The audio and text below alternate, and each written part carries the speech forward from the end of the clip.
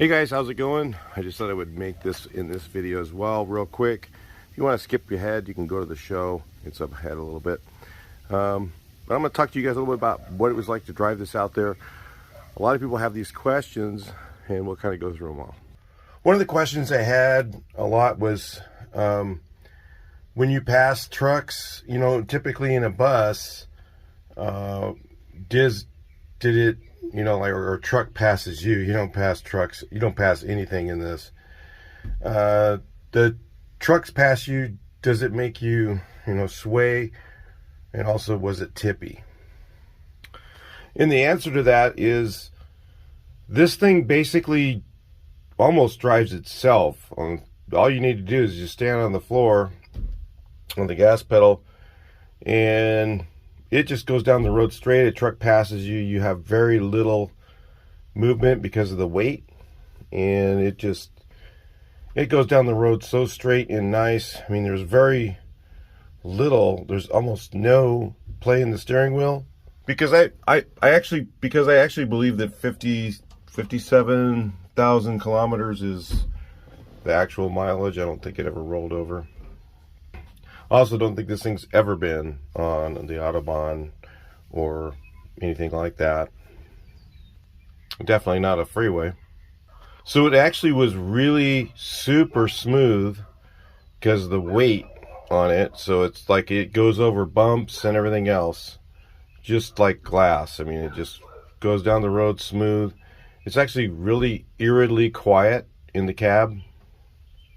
With the exception of the wind noise from the wind wing being open, there is like hardly any noise in here.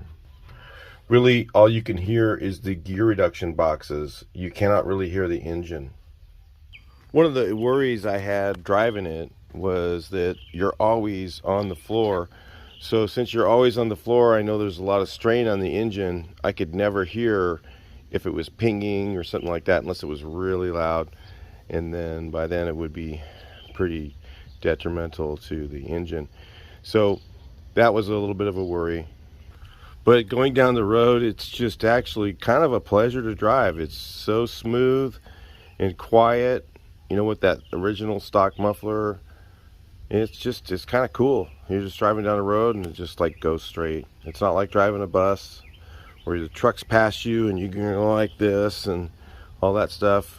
Yeah, it's like super stable and straight. It feels almost like if you've ever driven like a diesel truck, like a tractor trailer, they just kind of go straight and, you know, they just, you know, you have to steer the car.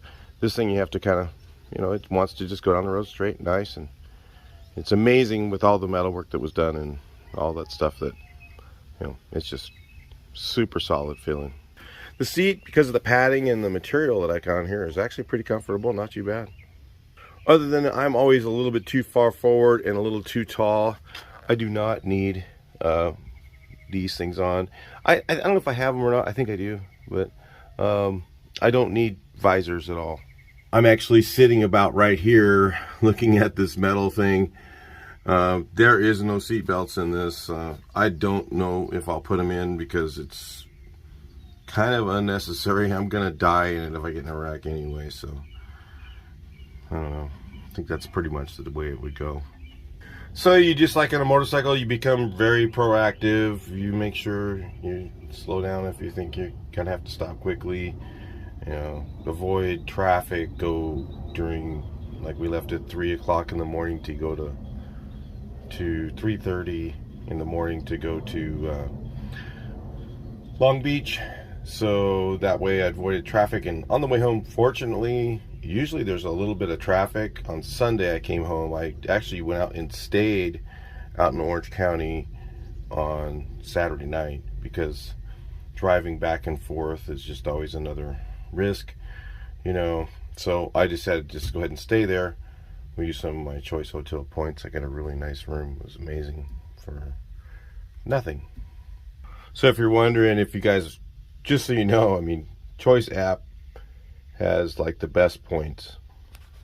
So I use that, and that's how I travel when I'm going out on the road all the time. They have, you know, cheaper places. They have like anything from road weight up to Some of the one I was at was a mainstay. It was pretty nice. I mean, it was just as nice as probably a Marriott or something like that. I've stayed in those too, believe me. I get those for free sometimes. My brother-in-law was a hotel manager, so he'd get us rooms all the time in high-end places too. So I've stayed at nicer places as well. So thanks guys, it was pretty much right on. Your estimates were kind of where mine were. The lug nuts came loose because I think the paint between the layers. So I retightened everything and had no issues there. So it's really nice. The commercial mirrors are much better than the regular ones. You can see out of them a bit versus even the elephant mirrors. The elephant mirrors are kind of in a bad place. They're up here. They're kind of close in. They need to be out a little further. So these actually work really good, the European mirrors. And unlike before, I didn't have clowns. You know, I used to have the wavy mirror because I clamped them on. These mirrors actually work just as good as the glass mirror. You also have the ability to check your blind spot by kind of looking out here. So that helps a bit. I did not change lanes very often. I was in the right lane the entire way. Most of the time, you know, but sometimes there's an added lane or something like that. So I did have to change lanes a few times. So you guys are all wondering about average speed and speeds I was going. I'd say most of the time it was going about 90 kilometers. And again, most of the time I'm on the floor. 95 sometimes. And every time I would go up and down one of those rolling things going down the freeway, it would drop down as low as probably 80 kilometers. So it was, you know, between 80 and 100. That's between 50, I think 80 is, and 60, somewhere in there. I was on a downhill, and it was just kind of a slight downhill, and I got up to 110. It did not feel unstable at all at 110 even. But I did notice when I got up to about 110, it sounded like it was kind of about into the RPM range that, you know, you probably shouldn't rev it up much higher. So I would say about 110 was top speed for this thing as far as the gearing goes. But you know, and I didn't stay there very long. I was kind of like, it's kind of revved up a little high, you know, all of a sudden I come back down. Now, as far as the power goes, this thing's absolutely, completely gutless. So people are wondering, you know, should I put a bigger engine in it? And 40 horse engines were used for industrial use. They were meant to just sit there and idle for hours or run for hours, and they were really not prone to overheating. So, you know, the question is, should I put a bigger engine in it? I think that even if I put a 1500 or 1600 in here, you'd be on the floor most of the time, and again, you can't really hear the engine. It might not be a good idea, because if you can't hear the engine, when you don't know if it's pinging, then you're not going to know if it's overheating. In the heat of the day on the way home, it was in the 80s, and I did notice it was fine going down the freeway and everything else. When I got off, the idle was kind of high, and when I stopped at a couple of lights, it did vapor lock for a second. So I'm not sure if it was a vapor lock in the fuel pump or in the line. I noticed it started to kind of run. I started to drive away, and it kind of ran out of gas for a second, and then all of a sudden it picked up again. I got home, looked at the fuel filter, and it had that much fuel in the bottom of it, and then all of a sudden it bubbled and went up. So it told me that it was a vapor lock situation. Kind of gives you an idea. That's why I have my fuel filter in a visible place. Some of you guys wonder why that is. That's one of the reasons. So most of the guys that I know, we have our fuel filters here, and always have fuel or hose clamps on all the sections all the way up. Do not have a glass filter. Those things are terrible. They come apart, they leak onto the distributor and usually cause an engine fire. Marcy Junebug, if you are watching, put some hose clamps on your fuel line, please. She has an elaborate fire extinguisher thing, but no hose clamps on her fuel line. Please put hose clamps on there. The other thing is, this is an MP replacement carburetor, and it has the screw-in thing there so that I can rest assured I'm probably not gonna have an engine fire. Very, very low chances. Some guys will say that plastic filter will go out. I've never had that happen. I've had tons of Volkswagens. I've driven many, many hours on the road and never had that happen. So I don't know. I'll take a chance on that. In the 80s, every Toyota, every Nissan, every Mitsubishi had a plastic filter in the engine compartment. No issues. But again, you do what you want to do. So the engine did get a little on the warm side coming home. I'm going to say probably not a good idea to drive it on the freeway in near 100-degree temperature. I think it would probably be a problem on this thing if I was going on a long trip. I don't think I'll be doing that. My only worry really is stopping. If I'm going down a big long hill, it does take a lot of brakes. When you get to the bottom of a long hill, if you had to use the brakes to stop at the bottom or along the way or something, typically you will smell brakes. That's how much it's using. It's kind of maxed out. So it does stop okay. In traffic, again, you're going slow enough that, I don't know if it's going to be an issue. If I'm going 90 kilometers, that's 55 or something like that. Stopping from that, usually it does that okay. When I was doing 110, that was a little bit scary, but there was nobody in front of me, so believe me, I was being very safe. So yeah, since I don't have a seatbelt and it's instant death if you crash in this thing, I mean, what do you have to protect you? Not even a good sized bumper. But yeah, it drove pretty nice. I was actually, everything worked, turn signals, gas gauge, anything you can imagine worked perfectly in this, and did its job. Headlights were terrible. They're absolutely terrible. You can't see. If there was, on the way out there was like 5 car wrecks. I mean, a lot of drunk drivers. It's amazing people drive still. Drunk driving is just a big problem still. Because I think we saw a good 5 or 6 wrecks on the way out there, and driving, I couldn't see if there was any debris on the road, so that was a problem. I didn't use the brights. I probably should have. You can see pretty good with the brights on. With the low beams, it is scary. Not much headlight at all. So that was the only issues. So anyway, it went really well. It was really fun to drive, actually.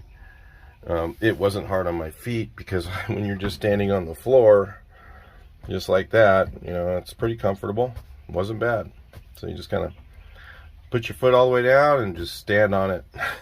And that's it. So anyway, I'll talk to you guys a little bit later. We'll leave that at that. All right, I want to tell you guys, I don't know if I've ever been to the show. I've been to Old World before, but I may have been to it once, and I don't recall. It's been a while. But it's a really cool venue. It's really kind of narrow. See how the cars barely fit? I was like, how do you get your car in there? I certainly couldn't get the bucket truck in there, that's for sure. But the thing that was really neat about it is there's restaurants and stores and shops. I mean, something you could bring your wife to and she'd have fun, even if she didn't like VWs. And really a nice venue to hang around in. Places to eat in there, grab a beer if you want or whatever. And it was just really cool. It was a nice little place to hang out, walk around, a lot of shade. Yeah, so also some of the guys that are there in this are some of the most serious Volkswagen people out there. RVA, Rare Vintage Air, is probably one of the most serious. I guess there are a club. I'm not sure, but they're the group of guys that are just really seriously into Volkswagens and into the old early stuff, split windows, um, early ovals, and all that stuff there. And they kind of have a little. You gotta, they gotta, these guys need to know you're serious, before they're gonna tell you the parts stash they have. Let me put it that way. Like if you were looking for rare parts or something, and and these guys might have them. But like I said, you got to kind of work your way in and let them know that you've been around a while, hang out with them for quite a few shows or quite a few years for them to, show you their Horde. So let me put it that way. But they're really great people, really nice guys. And the thing I found out in Volkswagens is all over the world, they're just they're really good people that are in this. They're guys that are saving the cars, that are in it.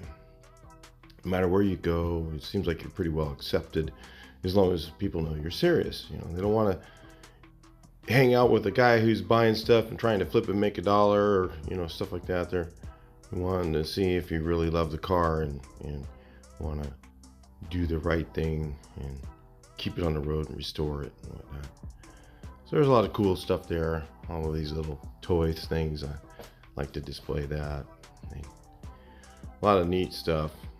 Really nice buses. Unfortunately, some of my footage got a little wonky. I was kind of going through this show kind of quickly. I came in like right up here. It's kind of getting a little weird, but anyway, I did get these cars in here, but the footage wasn't the greatest.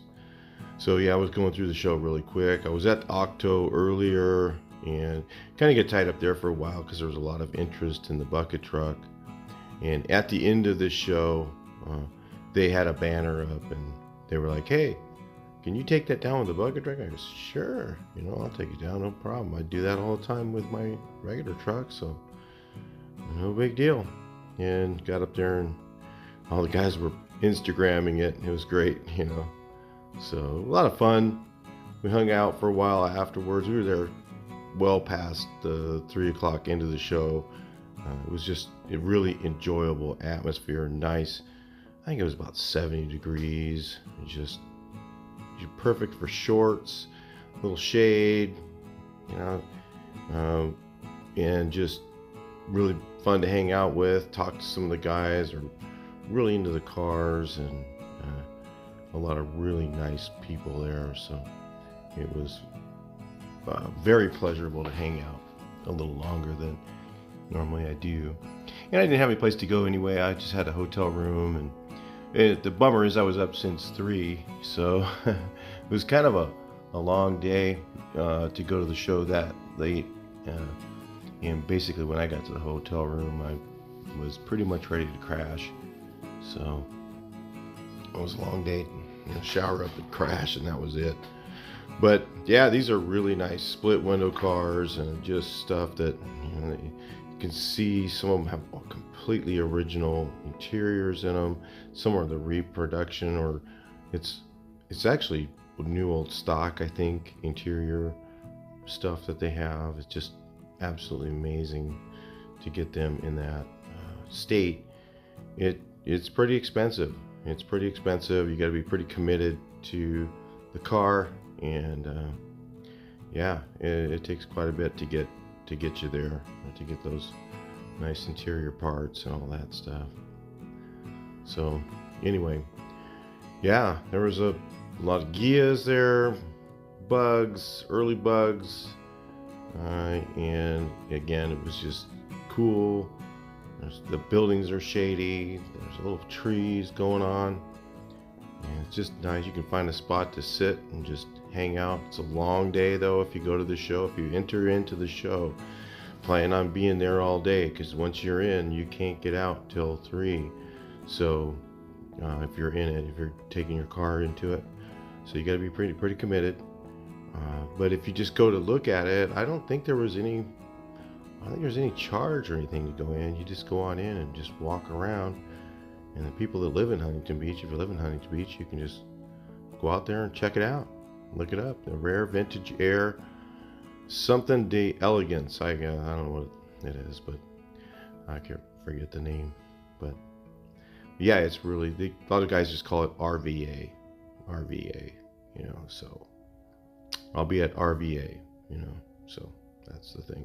Rare vintage air. That's the club that has all these cool, a lot of the cars are in the club, but not all of them. There's some guys from other places, but see, like the old splits and stuff like that. Most of those guys are in the early ovals. So it's a really cool group of guys. Like I said, really a interesting show. And look at these split windows. I mean, man, you just can't. Look at that dash. You just three-fold rag tops. Look how much more they open. Stuff like that is what I'm showing. The steering wheel, batwing wheels and stuff. They're just gorgeous. And that split window, iconic split window look that you get on those old cars. Well, we're going to be getting towards the end of the video here pretty soon. We're going to wrap this one up. I got some real sound going on. I'll talk to you guys a little bit later in the video.